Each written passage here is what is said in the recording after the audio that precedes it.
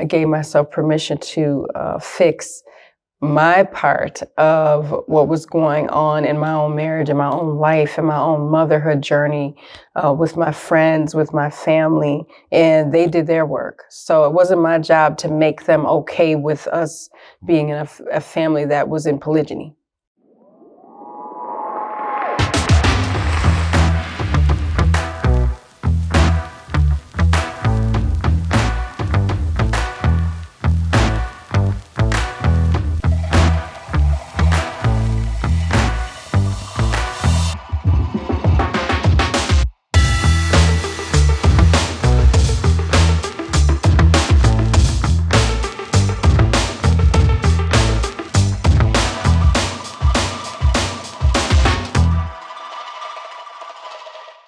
Assalamu alaikum, peace. It's Fatimah, Coach Fatimah, 1/3 of Outstanding Personal Relationships and co-author of Let's Talk Polygyny Uncensored. Okay, in this video, I want to tackle another pressing topic, and that is polygyny, the aftermath.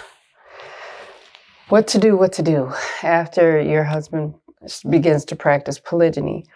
Now, I usually say, when the dust settles, polygyny, after the dust settled, I did this, I did that, I did the third. There are a few things that I really had to dive head first into, and that was understanding things from a different perspective other than my own. And that was not easy, because we know what it's like to be in our own body. We know what it's like to deal with our own pain and our own suffering and our own misunderstandings. We get that because we're here. But to go into the world of someone else and then kind of see their side is not the first go-to move typically. Now, can it happen? Yes. Should it happen? Absolutely. And that's one of the things that I wish I had observed more, is not letting the fear of the unknown stop me from being supportive. Now, that's my personality type. I like being supportive. I like supporting people. I like being a champion for people or campaigning for others. But I have to take care of myself first and then other people. And, when you love, your family, when you love your spouse, when you love your children, you want to be there for them, because that's part of loving them, is being there. And that's what they're supposed to do for us as well. That doesn't always happen, and so many things fall out of our hands. And one of those things was, me just kind of wanting to be heard, but not wanting to hear everything. I was like, ignorance is bliss. We're going to let it stay that way. I'm good. And a friend of mine told me, she said, you know what, Fatimah, if I were you, I kind of would want to know everything. So then you can kind of know how to deal with it. What questions to ask. So I was really standing in the way of my own healing by not hearing the story of others, meaning my husband, meaning my co-wife. Ultimately, it was her. Of course, I had to take care of what was going on in my own household first. Then I got to the relationship that I have with Coach Nyla. So, and that happened outside of Coach Nazir being present. It just had to. It had to be something that was organic. It had to be something that was sincere. It had to be something that happened in due time. I didn't rush that at all. And you all know, and some of you that are new might not know, it took me a long time because I was busy fixing my own trauma. I was busy trying to help the trauma of my children. Trying to rebuild so many things that were fractured or broken in my own life, in my own marriage. A few things that I stopped doing was I stopped limiting beliefs. So I stopped, implementing these beliefs that, oh, this won't work, or I can't, or I'm not, or what am I going to do now? I started discovering that I had way more power than I'd given myself the credit for. So instead of saying, this is not going to work, I started saying, how is this going to work? And here, what are the action steps? What can I do? Because I couldn't do anything about what wasn't in my control, but I gave myself permission to heal. I gave myself permission to be okay. and do the work. I gave myself permission to talk to whoever I wanted to talk to, no matter what society said that I should or shouldn't do. I gave myself permission to fix my part of what was going on in my own marriage, in my own life, in my own motherhood journey, with my friends, with my family, and they did their work. So it wasn't my job to make them okay with us being in a family that was in polygyny. That wasn't my job. Because guess what? They were never going to agree with it, no matter how hard I tried, and they don't have to. I'm grown, they're grown, and they just were concerned about me being okay. If I was okay, they were okay. That didn't mean they liked it. That didn't mean they were supportive of it in any way, shape, or form. They just went, okay, you all right? We're all right. We'll start now, won't be none. It was just that. And many people that didn't like it were not people that were in my life anyway. So it didn't matter to me whether they did or not. It just didn't. That's just how I am. I became a forward thinker and not a solo thinker. I was such a solo thinker for so long. I was like, I'll just do what I need to do, and that's it. I won't think about anything else. And I wasn't future driven. I was driven by my past. I was driven by past pain, trauma, all this stuff. And I'm like, that's so not me, and it's so not attractive. Like it wasn't attractive to me to be that way, because that's not who I am. I'm much more, I don't know, I'm deeper than that. And I just didn't want to celebrate the past because it hasn't served me. My past did not need me. I understood that my future did. It still does. And I got much work to do to step into who I want to become, because I'm not there yet, but I'm well on my way. But part of being on my way is giving myself permission. I celebrated a ton of wins instead of looking at those losses. And I said, you know what? These aren't losses. These are lessons. These aren't L's in that regard. They're not losses. I changed that L into a lesson, because if I kept counting myself out, I would never, gain any ground. I would never cover the ground that I needed to cover to become the woman that I wanted to be. I still had goals. So I said, I'm not going to let anything stop me from achieving those goals. I'm not going to defeat myself, because that's what I was really, really doing. I was defeating me every day.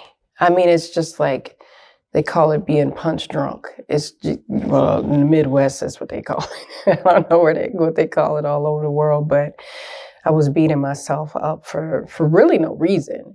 So the aftermath of polygyny was much to do with my personal growth and development. And I said, if I'm around and surrounded with people who are doing their best and investing in themselves and their work and their relationship with Allah, if they were doing those things, then we didn't have anywhere to go but up. But I had to really get my head in the game of life and go, look, what are you going to do? You're going to let polygyny defeat you? And it didn't come to defeat me. But in my mind, it was just like I felt defeated. And I just didn't want to do that anymore. And I said, I'm in control of how I feel all the time. All the time. It's kind of like somebody sitting there and, just taunting you until you just go off. And then you find out the person that's taunting you is you. And I said, I'm going to quit taunting myself. And I'm going to be a forward thinker. And I'm going to decide to get out of my own way, do my work, and get going. And a friend of mine years ago, I have many really powerful women in my life. And I don't get to see them all the time. I don't get to talk to them all the time, but I get to talk to them enough every week. So that feels good. She said to me, I know you don't feel like yourself now. She said, but when that old Fatimah shows up, watch out. And I was like, oh, Fatimah. And I'm like, yeah, no, this ain't me.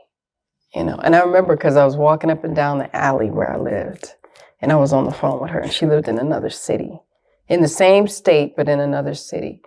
And she's older than me by about 20 years. And she said that And I said, if the old Fatimah needs to show up, she must have been something else. She must have been a powerful young woman.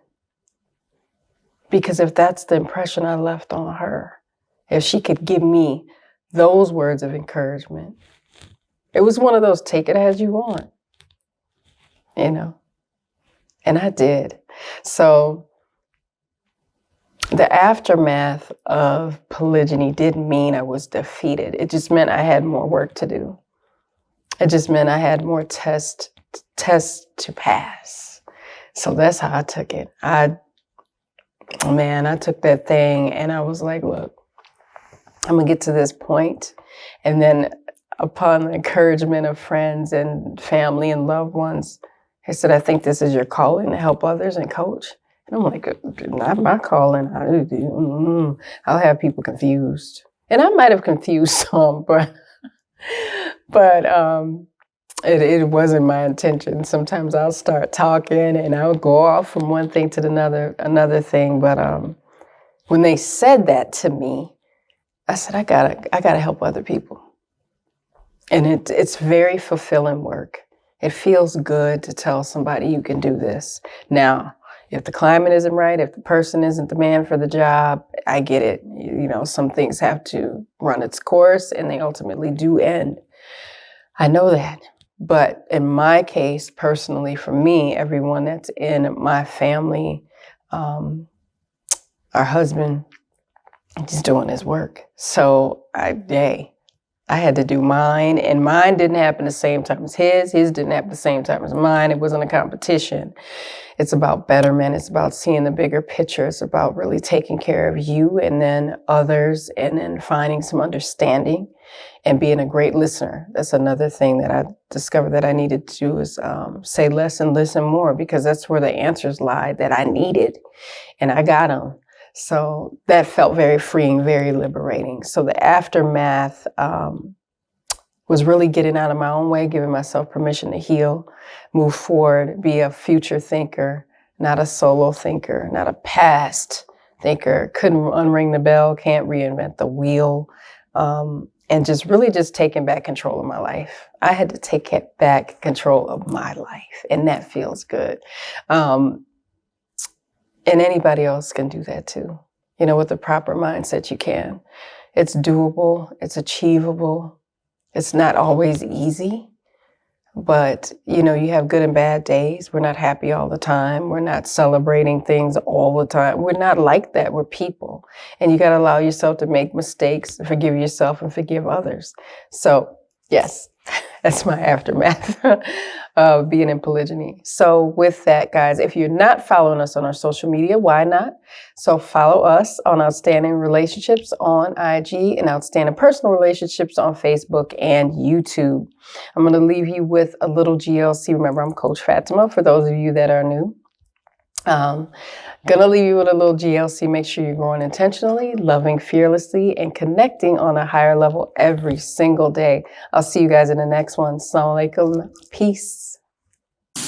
Here are 3 ways Outstanding Personal Relationships can help you. One is by following us on our social medias. Follow us on IG at Outstanding Relationships and on Facebook and YouTube at Outstanding Personal Relationships. And make sure you subscribe and hit that notification bell. Number 2, make sure you head over to outstandingpersonalrelationships.com and subscribe to the email list. From there, you will get downloads as well as updates, any and all updates. And you also get an update on the release of our new book, Let's Talk Polygyny, Uncensored. Number 3, if you are serious about polygyny relationships and really developing fulfillment and happiness, make sure you register for our Relationship Mastery Inner Circle, which is members only, which includes downloads. It includes access to us live on a weekly basis. So that's at outstandingpersonalrelationships.com/RM. We'll see you soon. Assalamu alaikum. Peace.